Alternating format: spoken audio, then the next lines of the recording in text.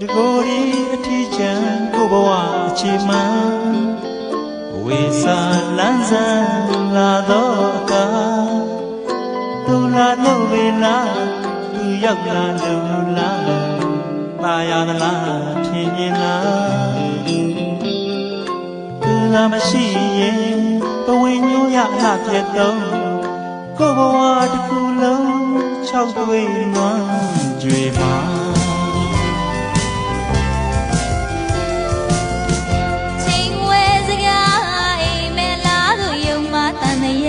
မဖြစ်လို့ပါအနှစ်ကိုစရာချစ်ဖို့က